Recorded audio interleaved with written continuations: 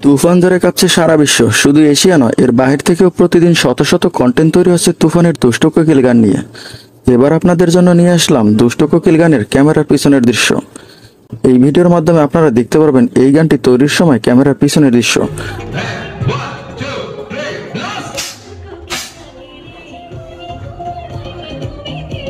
ভিডিওটি শেষ পর্যন্ত দেখলে বুঝতে পারবেন এই গানটি কিভাবে তৈরি করা হয়েছে। একটা গান তৈরির পেছনে যে কি পরিমাণ কষ্ট হয়, ভিডিওটি শেষ পর্যন্ত না দেখলে তা বুঝতেই পারবেন না। সম্পূর্ণ গানটি ভারতের জনপ্রিয় একটি 5 তারকা হোটেলে চিত্রায়ন করা হয়েছে। সম্পূর্ণ ব্যাকগ্রাউন্ড তৈরি করা হয়েছিল আলো ঝলমলে করে। শুরুতেই স্পেশাল কস্টিউম পরিয়ে নাচের প্র্যাকটিস করান একজন কোরিওগ্রাফার।